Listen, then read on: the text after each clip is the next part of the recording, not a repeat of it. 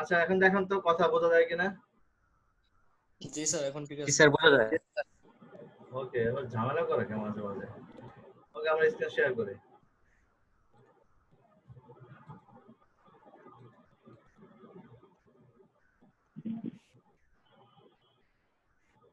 আচ্ছা তাহলে মাল্টিপাথ দেখাচ্ছি না, মাল্টিপাথটা একটু অ্যাডভান্স লেভেলের। ক্লিপিং পাথে জাস্ট আমরা পার্ট বাই পার্ট আলাদা করতে পারি, সো সেটা আমি নেক্সট ক্লাসে দেখাই। তো এই যে আমরা এখন যে পেন টুল দিয়ে আমরা যে কাজটা করলাম, এখন তো আপনারা মোটামুটি ক্লিয়ার যে আমরা যদি শেপ মুড নিয়ে কাজ করি তাহলে আমরা কি করতে পারি, অর্থাৎ আমরা যদি সরাসরি কোনো শেপ তৈরি করতে চাই তাহলে চাইলে আমরা শেপ মুড নিয়ে কাজ করতে পারি। আবার আমরা যদি চাই যে কোনো ব্যাকগ্রাউন্ড রিমুভ করব, কোনো ইমেজ থেকে একটা সিলেকশন তৈরি করব, তাহলে আমরা কি করতে পারি, পেন টুলের পাথ মোড নিয়ে কাজ করতে পারি। এইটা হচ্ছে বেসিক কনসেপ্ট। দেন হচ্ছে আপনার যে আমরা যে অ্যাঙ্কর পয়েন্ট গুলো তৈরি করতেছি সেগুলো একটু কার্ভ করা, হ্যাঁ অ্যাঙ্কর পয়েন্ট আবার পুনরায় সিলেক্ট করা, ওইটাকে আবার ডিলিট করা, হ্যাঁ অ্যাঙ্কর পয়েন্ট অ্যাড করা, অ্যাঙ্কর পয়েন্ট ডিলিট করা, এই বিষয়গুলো কিন্তু যদিও মনে হয়েছে আমরা অনেকগুলো বিষয়, কিন্তু বিষয় কিন্তু খুব বেশি না, অল্প একটি বিষয়। এটা যদি মাথায় রাখতে পারেন তাহলে কিন্তু আপনার জন্য বেস্ট হবে। এখন যাদের প্রবলেম তারা এই কাজটা করবেন, আমি বলবো সবাই করবেন। অন্তত 10টা ইমেজ আপনারা ক্লিপিং পাথ করবেন, কোনো সিলেকশন টুল ব্যবহার করবেন না, সিলেকশন টুল ব্যবহার করতে এখন ভুলে যান, অর্থাৎ ক্লিপিং পাথের জন্য সিলেকশন টুল ব্যবহার করা ভুলে যান। বুঝতে পারছে? আপনারা তো পেন টুলটাকে ব্যবহার করবেন যতদিন না পর্যন্ত আপনি পেন টুলে পারফেক্ট হচ্ছেন, মানে আপনি নরমালি আমরা এখন লিখতে গেলে যেমন হয় আমরা যে কোনো কিছু লিখতে পারি, তাই না, আমার হাত এমন হয়ে গেছে। সো পেন টুলের ক্ষেত্রে আপনাদের এরকম চলে আসতে হবে। আচ্ছা, সো এটা প্রফেশনালি কিভাবে আপনারা দিবেন, এটার মধ্যে চাইলে একটা ব্যাকগ্রাউন্ড আপনারা ইউজ করবেন। যদি আমরা এখানে পারফেক্টলি করি না, এখানে কিছু হচ্ছে আমরা ব্যাকগ্রাউন্ড পাবো। সো আপনারা যখন এটাকে ক্লিপিং করবেন আপনারা চেষ্টা করবেন যে আমাদের যে সাবজেক্টটা থাকবে, সাবজেক্টের যে লাস্টের যে এজ গুলো আছে একবারে বর্ডার কাছাকাছি নেওয়ার জন্য, যেন আপনার ব্যাকগ্রাউন্ড থেকে কোনো অংশ আমার আমার সিলেকশনের মধ্যে চলে না আসে। বুঝতে পারছি? তো আমি এখন কি করতে পারি, এখানে একটা ব্যাকগ্রাউন্ড নিতে পারি। এই জায়গায় একটা ব্যাকগ্রাউন্ড নিলাম, ব্যাকগ্রাউন্ডের মধ্যে আমি যে কোনো একটা কালার অ্যাপ্লাই করতে পারি। ধরেন আমি হচ্ছে এই টাইপের একটা কালার অ্যাপ্লাই করব। ওকে, আচ্ছা, বা আমি হোয়াইট অ্যাপ্লাই করতে পারি। আমি সরাসরি হোয়াইট দিয়ে দিলাম এখানে।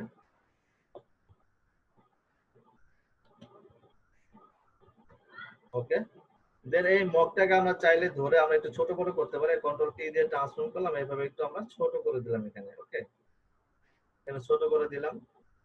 সো এখানে আমরা চাচ্ছি যে একটা ড্রপ শ্যাডো ব্যবহার করব, অর্থাৎ মনে হবে যে মগের নিচে হালকা ছায়া পড়ে আছে, যেটাকে বলা হয় ড্রপ শ্যাডো। সো তাহলে আমরা একটা ড্রপ শ্যাডো এখানে ব্যবহার করতে পারি। এবং আমরা চাইলে এই যে আমরা যে প্যাটার্ন স্ট্যাম্প টুল দেখছি, তো চাইলে আমরা এখানে একটা প্যাটার্নও ইউজ করতে পারি।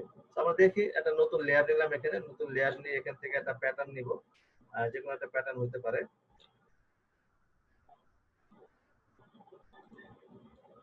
তো আমি এই টাইপের একটা প্যাটার্ন এখানে নিলাম, নেওয়ার পরে এই প্যাটার্নটাকে আমি হালকা কমায় দিই, কমায় দিই। এখন দেখেন প্যাটার্নটা হচ্ছে আমার মগের উপরে চলে আসে, তাই না?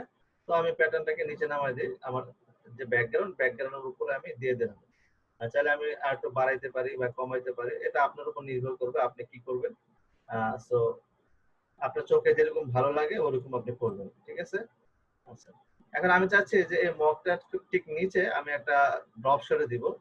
তাহলে আমরা একটা ড্রপ শ্যাডো কিভাবে দিতে পারি এই জিনিসটা আমরা শিখি। যদিও আমরা ড্রপ শ্যাডো নিয়ে আমাদের ক্লাস থাকবে, তো আপাতত আমরা একটা ড্রপ শ্যাডো এখানে দিই। আমি এখানে একটা নতুন লেয়ার নিয়ে নিলাম। এই লেয়ারটা নিয়ে আমি অবশ্যই এই এখানে সিলেকশন টুল নিব। আমি এখানে ইলিপসটা নিলাম। ওকে, ইলিপস নিয়ে আমি জাস্ট এখান থেকে একটা রাফলি একটা এইভাবে একটা সিলেকশন তৈরি করব। দেখেন এইভাবে, বুঝতে পারতেছি না? যদি এইভাবে মুভ করার প্রয়োজন হয় তাহলে আমরা স্পেস চেপে এটাকে মুভ করতে পারতেছি। আমি জাস্ট এইভাবে একটা সিলেকশন নিলাম।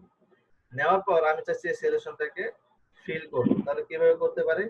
আমি চাচ্ছি এখানে ব্ল্যাক কালার করব। সো আমি এখানে একটা ব্ল্যাক কালার নিলাম। এভাবে ব্ল্যাক কালার নেওয়ার পরে ব্ল্যাক কালারটা আমি এখানে অ্যাপ্লাই করে দিলাম। কন্ট্রোল ডি দিয়ে এটাকে ডিসিলেক্ট করে দিলাম। এখন দেখেন আমার যে এখানে ব্ল্যাক কালারটা অ্যাপ্লাই করছি সেটা আমার মগের উপরে চলে আসে, তাই না? এখন এটাকে আমি কি করব? মগের নিচে দিয়ে দিব। সো আমি এটাকে টান দিয়ে নিচে নিয়ে আসি। তাহলে মগের নিচে চলে আসছে না?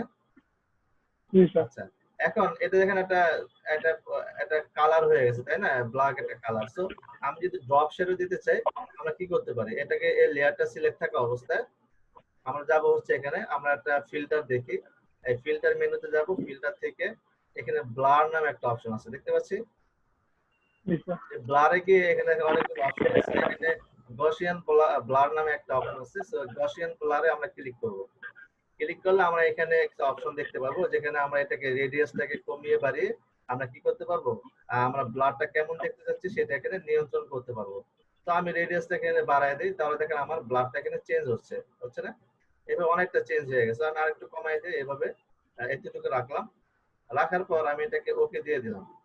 দিয়ে আমি এখন কি করতে পারি? এটা আর একটু বেশি মনে হচ্ছে আমার কাছে, ব্লারটা পড়ে গেছে বা ড্রপ শ্যাডোটা পড়ে গেছে এরকম মনে হচ্ছে। সো আমরা চাইলে অপাসিটি এখান থেকে কমিয়ে বাড়িয়ে এটাকে নিয়ন্ত্রণ করতে পারি। দেখেন আমি একটু অপাসিটি কমিয়ে দিলাম, তাহলে আমরা এখন একটু রিয়েলিস্টিক মনে হচ্ছে, তাই না?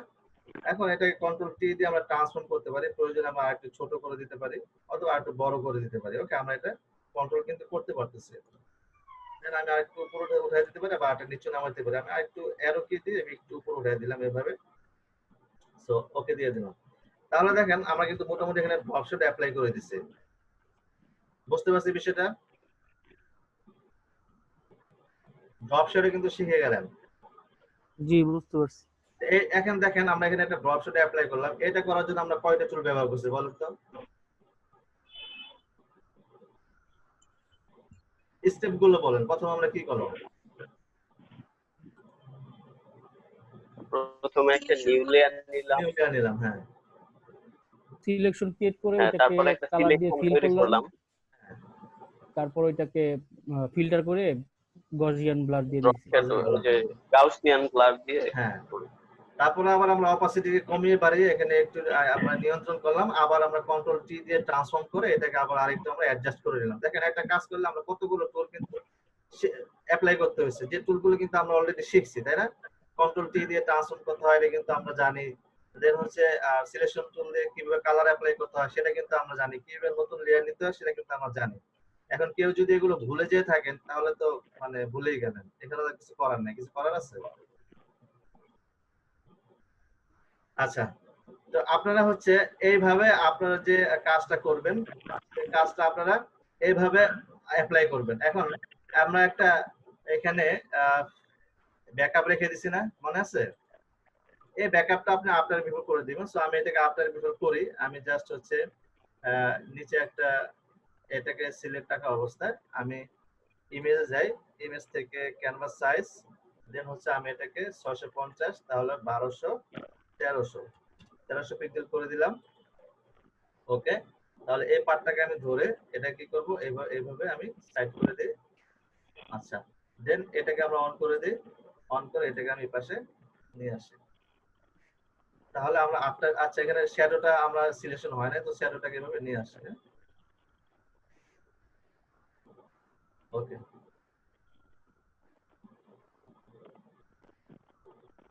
এভাবে আমরা আফটার বিফোর করব। বুঝতে পারছি?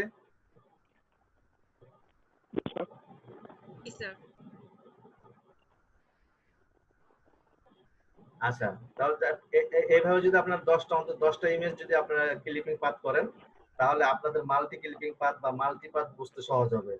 আমি কি বুঝাইতে পারছি? আমি আজকে আর আপনাদেরকে মাল্টি পাথ দেখাচ্ছি না। আপনারা এইটা 10টা করেন, দেন হচ্ছে নেক্সট ক্লাসে আমরা মাল্টি পাথ দেখব। আর মাল্টি পাথটা অনেক ইম্পর্টেন্ট, বিকজ আপনি যদি এই যে ক্লিপিং পাথ এবং মাল্টি পাথ এই দুইটা যদি মাথায় নিতে পারেন এবং যে কোনো ইমেজকে আপনি এইভাবে ক্লিপিং পাথ করে এভাবে একটা লুক দিতে পারেন, তাহলে কিন্তু আপনি ফাইবারে কিন্তু অ্যাকাউন্ট ক্রিয়েট করে সেখানে কিন্তু সার্ভিসটাকে অলরেডি দিয়ে দিতে পারেন। বুঝতে পারছি? সো একটা বিষয় আপনারা কভার করেন, এটাকে কমপ্লিট করেন, দেন হচ্ছে যে আমরা 13তম ক্লাস বা 14তম ক্লাসের মেবি মার্কেট প্লেস নিয়ে কথা বলবো। তো ওই সময় কিন্তু আপনারা এর মধ্যে এগুলো পারফেক্টলি করে ফেলেন যেন সার্ভিসটা অলরেডি আপনারা মার্কেট প্লেসে দিয়ে দিতে পারেন। তো এমনও হইতে পারে আপনি সার্ভিস দিয়েছেন, হয়তো এক সপ্তাহের মধ্যে আপনি অর্ডার পাইতেও পারেন, এটা কোনো শিওর না আপনি অর্ডার পাবেন, বাট আপনার যদি ভাগ্য ভালো হয় দেখা যায় আপনি অর্ডার পেয়ে গেছেন।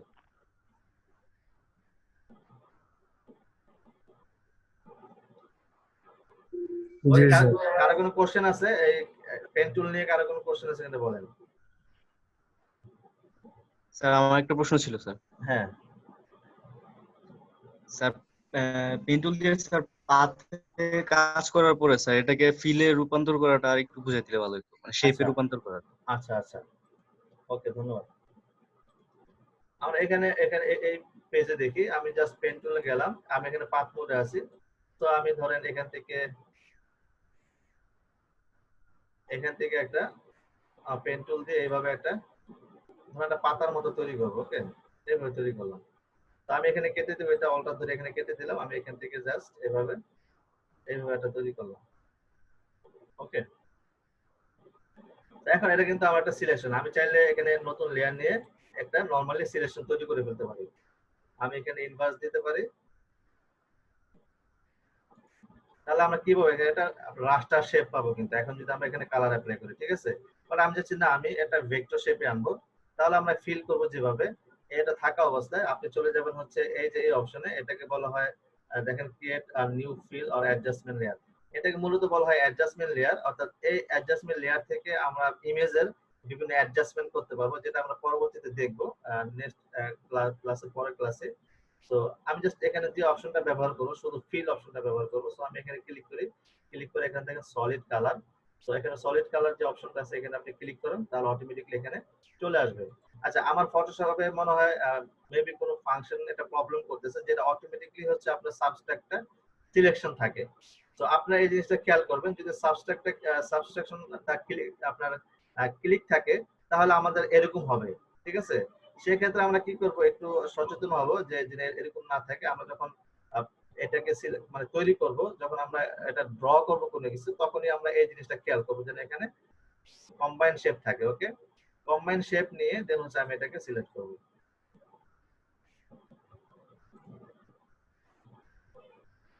ওকে, আমি জাস্ট এরকমই তৈরি করলাম, দেন হচ্ছে আমি এখানে যাই, এখান থেকে সলিড কালার। এখন কিন্তু আমরা এখানে কালার পেয়ে গেছি, আপনি এখানে যে কোনো কালার অ্যাপ্লাই করতে চান এখান থেকে করতে পারেন। বুঝতে পারছি? জি স্যার বুঝতে পারছি। আচ্ছা, এখন এখানে যেহেতু আসছি, আমরা এখানে আরেকটা বিষয় দেখাই দেই। আমি শেপ টুল, আমি শেপ মোডে যাই, ধরেন আমি এখান থেকে শেপ মোডে যাব। হ্যাঁ, শেপ মোডে কি আমরা এই ফাংশনটা একটু দেখাই, এখানে একটা অপশন যে সাবস্ট্রাকের একটা অপশন দেখাই, যে আমি এখান থেকে একটা এইভাবে ধরেন একটা পাতার মতো আঁকবো, এইভাবে এটা কেটে দিলাম, এটাকে আবার এখান থেকে আমি আঁকি, আমরা একটা শেপ এখানে পাই গেলাম না। এখানে যে অপশনটা আছে, এখন যদি আমি এখান থেকে আপনার সাবস্ট্রাক্ট কনসেপ্টটা ইউজ করি,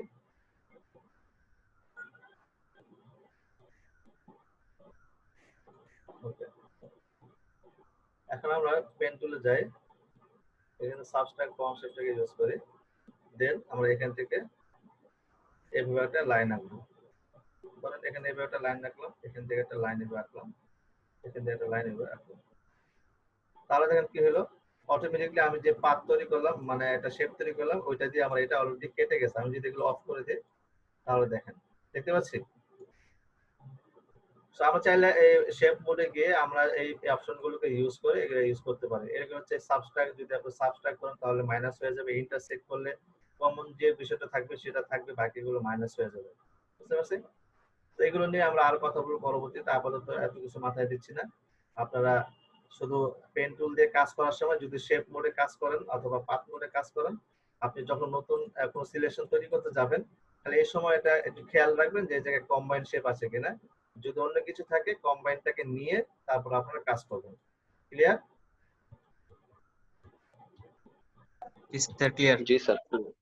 ওকে, আচ্ছা তাহলে আমরা শেষ করে দিচ্ছি। যদি আমাদের আরো কয়েকটা টুল ছিল, যেমন যে টুলগুলো ছিল আপনার একটু দেখি, গ্রেডিয়েন্ট টুল ছিল, পেইন্ট বাকেট, এই দুটো টুল আমাদের দেখানো দরকার ছিল, আমরা এখানে কভার করতে পারবো না অল্প সময়ের মধ্যে। তো আমরা ইনশাআল্লাহ নেক্সট ক্লাসে এটা ক্লিয়ার করব। ওকে ওকে স্যার। ওকে, তাহলে আপনারা প্র্যাকটিস গুলো জমা দিবেন। আর যারা সকালে বলছিলেন যে প্রিভিয়াস যে ক্লাসগুলো হয়েছিল, যদি ওইগুলো, যেমন আপনারা প্রিভিয়াস সিলেকশন টুল দিয়ে আপনারা হচ্ছে ব্যাকগ্রাউন্ড রিমুভ করছিলেন, ওইটা দরকার নাই, ওই কাজটাই হচ্ছে আপনারা পেন টুলে দিয়ে করবেন। ওকে, সিলেকশন টুল দিয়ে আপনার ব্যাকগ্রাউন্ড রিমুভ করার দরকার নেই, পেন টুল দিয়ে করবেন, তাহলে আপনার পেন টুলের প্র্যাকটিসটা ভালো হবে। পাশাপাশি আপনি ইমেজ রিটাচের যে আপনার স্পট হিলিং এই সমস্ত ব্রাশ টুল দিয়ে যেগুলো কাজ করছিলেন সেইগুলো আপনারা আবার পুনরায় সাবমিট করেন। ওকে, আর আপনাদেরকে ধন্যবাদ যে আপনারা উপস্থিতি বেশি থাকেন। সো এটা বজায় রাখবেন, সবাই যেন থাকেন, সবাই নিজেদের মধ্যে কমিউনিকেশন ঠিক রাখবেন, শেষ পর্যন্ত সবাই একসাথে থাকেন, ইনশাআল্লাহ ভালো কিছু পাবেন। যদি আপনারা শেষ পর্যন্ত থাকেন, দেখেন এখানে হয়তো আমি আপনাদেরকে এবিসিডি শেখাচ্ছি বা ক খ শেখাচ্ছি, বাট একটা পর্যায়ে যেয়ে কিন্তু আপনারা ভালো ডিজাইনার হবেন, তাই না? সো এই বেসিকটা যদি আপনাদের ভালো থাকে, আপনারা কিন্তু একটা সময় ভালো ডিজাইনার হবেন। আর আমি আপনাদেরকে এটাও বলি যে ডিজাইনের পাশাপাশি আপনাকে আরো স্কিলের প্রয়োজন হয়। সো যেমন হচ্ছে মার্কেটিং একটা স্কিল, সো তার পাশাপাশি আমি আপনাকে ওটা দিব যদি আপনারা শেষ পর্যন্ত থাকেন, এবং আমি যদি স্যাটিসফাইড হই আপনাদের দ্বারা, তাহলে আমি আপনাদেরকে দিব।